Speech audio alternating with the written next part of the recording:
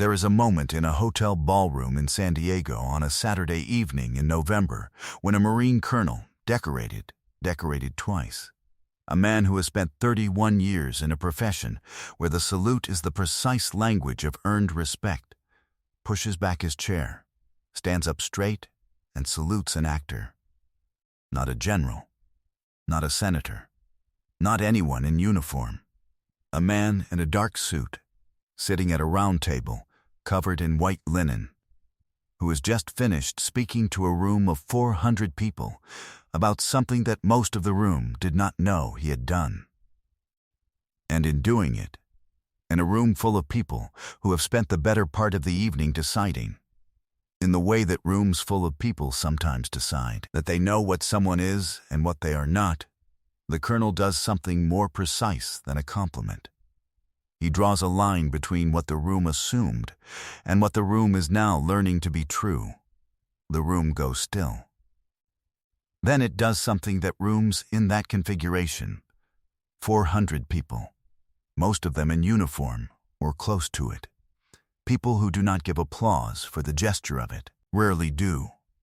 It stands, not for the actor, for what the actor turned out to be. This is that story. There is an event held annually in San Diego called the Pacific Shield Gala. It is organized by a coalition of veterans service organizations based in Southern California, and its purpose is threefold: to raise money for mental health and housing support programs serving post-9/11 veterans, to honor individuals and organizations that have contributed to those programs with what the coalition calls sustained, quiet service, specifically excluding people who have given once or publicly, and specifically including people who have given over years without announcement, and to be, for an evening, the room where the people who do the least visible work in veterans support feel most seen. The event is not widely covered. This is deliberate. The coalition's chair, a retired Navy captain named Eleanor Voss, has turned down press access 3 times in 7 years on the grounds that the press tends to make the story about the gala rather than about the service the gala exists to recognize, and she has found that the people who do the most lasting work in this space are almost universally the ones least interested in being photographed, doing it. The Pacific Shield Gala, in the year at the center of this story, was held at a hotel in downtown San Diego on the 3rd Saturday in November. 412 people attended. The dinner was served at 7. The program began at 8:30. By 9:45, the awards portion of the evening had concluded, and the room was at the particular stage of a gala where the serious part is over, and the question is how long the warmth will hold before people begin checking their phones. The keynote speaker had been introduced at 9:48. The introduction ran 3 minutes. It covered the speaker's professional background, which was the background the room already knew, because it was the background that had been in the program booklet at each place setting, and that several people in the room had read during dinner, with the particular expression of people trying to understand why this person, specifically, was speaking tonight. The professional background was actor, director, producer, known for, associated with, estimated net worth. These were the data points the program offered. They were accurate. They were also, as the room would understand by 10:15, a description of a surface that had very little to do with what was underneath. The speaker walked to the podium in a dark suit and an open collar, without notes. He said, "I'm going to tell you something that isn't in that introduction." His name was Thomas Rourke, and he had been a colonel in the United States Marine Corps for 6 years, which is the rank you hold when you have given 31 years to an organization that is demanding about the years and exacting about what they prove. He was 58 years old. He sat at table 7, which was near the front of the room, close enough to the podium to see the speaker clearly, far enough that the people around him were, for the first 50 minutes of the program, paying attention to the stage rather than to him. He was a tall man who had kept his posture without appearing to try. His dress uniform, which he wore on evenings like this one, had the particular quality of clothing that has been earned rather than purchased. The ribbons and decorations, each one a coordinate in a geography of years, were arranged with the specificity of a man who knew exactly what each one meant, and had not yet reached the point in life where he wore them without thinking. He had grown up in Beaufort, South Carolina, which is the kind of town that produces a certain number of Marines in each generation, because the geography and the history and the particular quality of the light off the water conspire to make the decision feel like one a person arrives at rather than makes. His father had been in the Corps, his uncle, two of his mother's cousins. He had not felt pressure to join. He had felt the pull, which is different. He enlisted at 18. He had not, in 31 years, regretted it. He had regretted specific things, deployments that ended the wrong way, decisions that he replayed, the specific losses that a career of this length accumulates, and that do not resolve, but simply become part of the weight you carry, with more or less grace depending on the day. But the career itself, no. What he had also accumulated in 31 years was a precise understanding of a particular kind of person. Not the heroic kind. He had met heroic people, and heroism was real, and he respected it, but a different kind. Less visible and, in his experience, more sustaining. The people who showed up where the cameras were not, and did the work the cameras would never make interesting, and kept doing it because the work required doing, not because anyone was watching. He had been watching for this quality for 31 years. He had found it in unexpected places. One of the unexpected places was a conversation he had had 9 years earlier with a man in a hospital waiting room at Camp Pendleton. That man was now standing at the podium. The room, at 9:48, was receptive in the way that rooms are receptive at the end of a long gala, open to being moved, but not easily, because the goodwill of the evening was already in use, and the bar for earning more of it was correspondingly higher. The people at Table 7 had discussed the keynote speaker briefly over the fish course, and arrived at the general view that the coalition had probably secured the booking through a connection, and that the talk would likely be about inspiration and the importance of service. In the broad sense that celebrities sometimes speak about service when they have been invited to speak about service. Table 7 was not uniquely skeptical. It was representative of the room. The man at the podium said he was going to tell them something not in the introduction. The room settled. He said, 9 years ago I was sitting in the waiting room of a military hospital, not as a patient. I had been visiting someone who was. A friend of a friend, actually. I didn't know him well.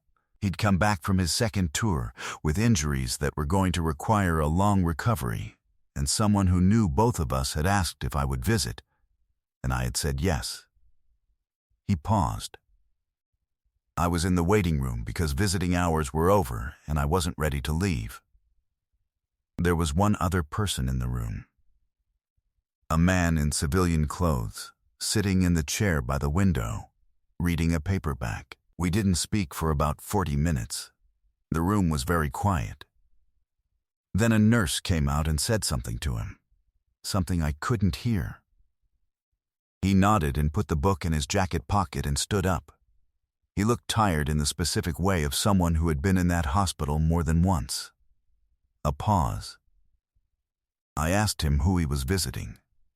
Another pause. He told me. Not one name. He told me he had been visiting at that point for about 2 years. Different hospitals, different patients, different facilities. He had a list. He visited from the list. He didn't know most of the people on it before he arrived. He didn't know most of them well by the time their recovery ended. But he showed up.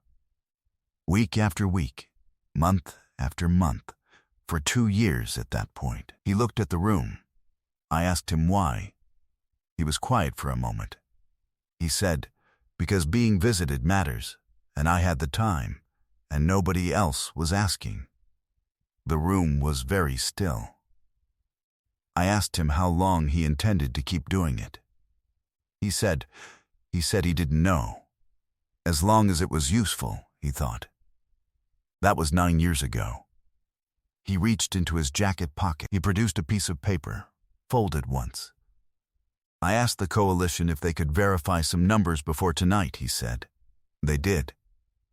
This is what they found. He unfolded the paper. He read, 247 individual service members visited across 11 facilities in 4 states over 9 years. Average visit length, 2 hours and 17 minutes. Most distant facility visited, Bethesda, Maryland. Number of visits in which the service member had no family present, 112. Total hours, approximately 1,100. He folded the paper. None of this is in the program, he said. He asked the coalition not to include it in the program. He said it wasn't the point. He looked at the room. He was right that it isn't the point, he said. The point is that it happened. The point is that 112 of the people on that list had no one else in the room. And then they did. He set the paper on the podium. I know what you're thinking, he said. You're thinking, he's famous. He had reasons.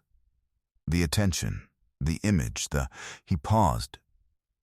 I spent 9 years checking, he said. There are no photographs, no press releases, no foundation with his name on it, no charity gala where he was the guest of honor. Just a list, and a schedule, and 1,100 hours in hospital waiting rooms and patient rooms in 4 states. He looked at the room once more. His name, he said, is Keanu Reeves. The room was quiet in the way rooms are quiet when they have just learned something they did not expect to learn. Not the quiet of people who are deciding how to feel. The quiet of people who are already feeling it and need a moment before they can do anything else. At table 7, Thomas Rourke was already on his feet. He did not appear to have decided to stand. He appeared to have simply been standing before he was aware of it. He straightened to his full height, which was the height of a man who had stood in a great many rooms where posture communicated something that words could not. He brought his right hand up, precise and complete, to the brim of his dress uniform. He held it. Someone at table 12 began to clap. It spread the way it spreads in rooms where people are moved rather than cued, slowly at first, then completely, until the whole room was standing, and the sound was the specific sound of 400 people in a hotel ballroom in San Diego, making the only response available to them that matched the size of what they had just been told. At the podium, the man in the dark suit looked at the room. He did not appear comfortable. He appeared, this was the word several people at table 7 would use later, in different conversations, present, fully present, in the way of someone who has arrived somewhere they did not expect and is receiving what the place has to offer without deflecting it. He waited until the room had finished. He said, "The service is theirs. I just showed up." He said it simply, without false modesty. It was simply what was true. He stepped back from the podium. Eleanor Voss, the coalition's chair, came forward. She said, "Thank you." He said, "Thank you for having me." He walked back to his table. He sat down. The man at the next table over, a retired Army Sergeant Major named Bill Hayward, who had not known what to expect from the evening's keynote, and who had told his wife during the fish course that he wished they had booked someone with actual military experience, turned to the man beside him and said nothing. He picked up his water glass. He drank. He put it down. He said, 1,100 hours. The man beside him said, "Yeah." Bill Hayward said nothing else. He did not need to. Thomas Rourke found him in the lobby after the program ended, when the room had begun its gradual release into the San Diego night, and the hotel staff were clearing the last of the tables. He crossed the lobby at the particular pace of a man who has decided he wants to say something and is not going to let the logistics of a hotel gala make that impossible. He said, "Colonel." Rourke stopped. He turned. They looked at each other. "I didn't know you were going to do that," the man said. "I know," Rourke said. "I didn't tell you." "You could have." "I could have," Rourke said. "You would have asked me not to." A pause. The slightest thing that might have been agreement. "The waiting room," Rourke said. "I think about that conversation." "So do I," he said. "Why did you start?" Rourke said. "Really, not the answer you gave me that night." He was quiet for a moment. He looked at the lobby, the last of the evening's guests moving toward the exits, the staff carrying trays, the particular emptying of a room that has held something and is now releasing it. He said, "I had been at a hospital for a different reason. A personal one, and I was sitting in a waiting room for a long time, and nobody came. And I remembered what that felt like. And then I thought, there are people who feel this every day, and I could do something about it. And I wasn't doing anything." Rourke said, "That was the whole calculation?" "That was the whole calculation." Rourke looked at him. "I've briefed a lot of people on a lot of operations," he said.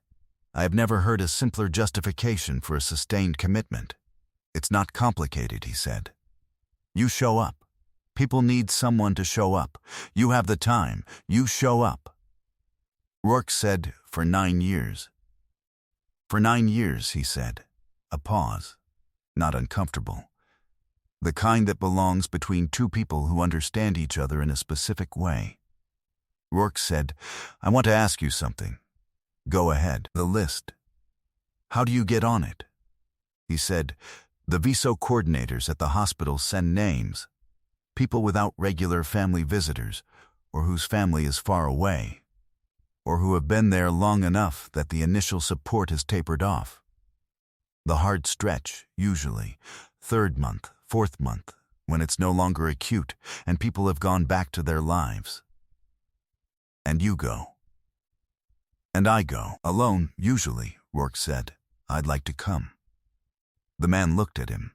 "You're sure?" he said. "I'm a Marine colonel," Rourke said. "I don't say things I'm not sure of." The man almost smiled. "It's not exciting," he said. "Most of it is sitting, talking about nothing important, or about something important that takes a long time to get to. Bad coffee and paper cups. I've had worse. I know you have." He reached into his jacket pocket. He produced a card, not a business card.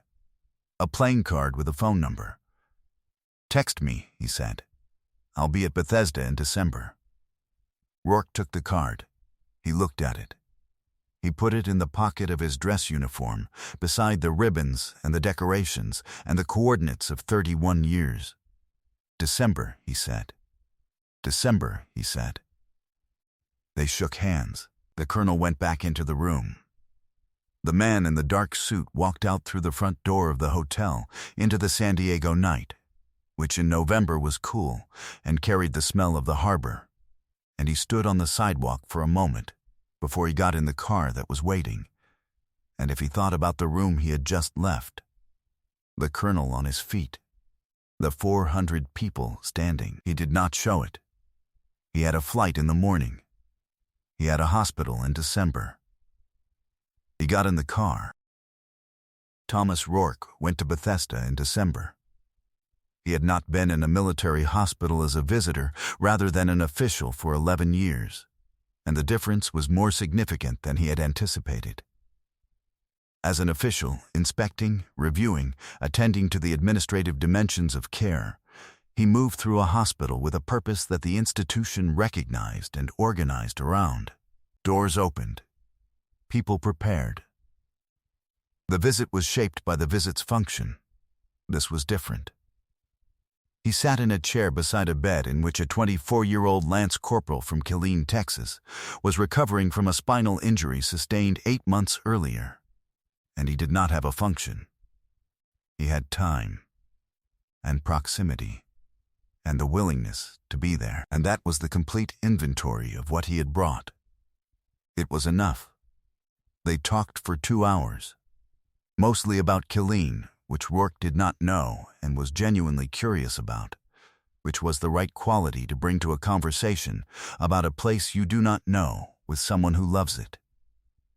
About the Lance Corporal's father, who drove a delivery truck and who called every Sunday and who always asked the same question first: "Are you eating enough?"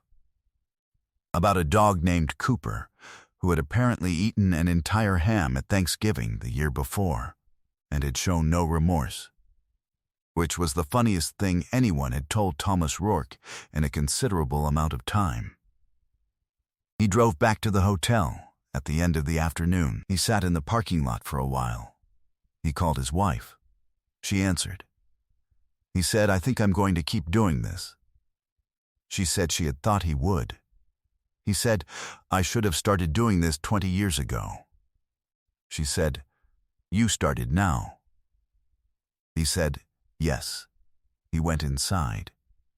In the year that followed the Pacific Shield Gala, Thomas Rourke visited military hospitals and care facilities on 8 separate occasions, 7 of which were with Keanu Reeves, and 1 of which he made alone. To a facility in San Antonio where a Marine from his own unit, a connection he had not known about until the coordinator mentioned the name, was 3 months into a recovery that had no clear endpoint. He sat with that Marine for 3 hours. He did not tell him about the gala. He did not tell him about the card in the pocket of the dress uniform. He just sat. That was the job. He had learned it from a man who had been doing it for 9 years without anyone knowing, and he had learned it fast. Because the job was not complicated. The job was, show up, stay, listen, come back. He was good at it. He had been, Thomas Rourke understood, good at some version of it for 31 years. He had just never done it without a function before. Eleanor Voss received, 3 months after the Pacific Shield Gala, a letter from a Lance Corporal at Bethesda who had been visited twice in the preceding month. Once by a man in a dark suit, and once by a man in civilian clothes who had told him he was a retired colonel, which the Lance Corporal had found either very impressive or mildly terrifying. He wasn't sure which. The letter was not long. The Lance Corporal was not a writer by his own description. What it said, in the handwriting of someone who had written it carefully, was that he had been in the facility for 7 months, and that the visits were the thing he looked forward to most, and that he wanted the coalition to know that whatever they were doing to make those visits happen, they should keep doing it. Eleanor Voss read the letter twice. She made a copy of it. She put the copy in a file she kept for the correspondence that mattered most. She put the original in an envelope. She mailed it to an address in Los Angeles. No note. He would know what it was for. I want to be careful about what I say this story is about, because it is easy to say the wrong thing. It is easy to say it is about celebrity, about the gap between what we assume famous people are and what they sometimes turn out to be. That is in the story. But it is not the story. It is easy to say it is about the salute, about the specific, formal, public acknowledgement of something private and unannounced. That is in the story too. But the salute is not the reason any of it happened. The visits happened long before anyone stood up. What I keep coming back to is the waiting room.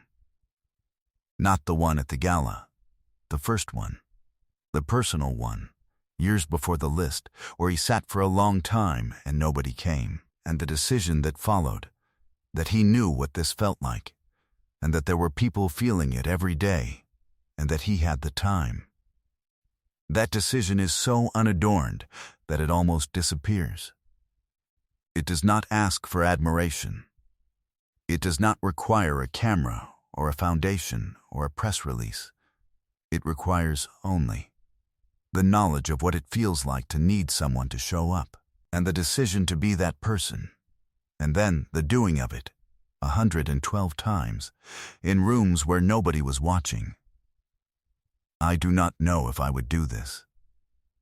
Showing up for a friend is one thing.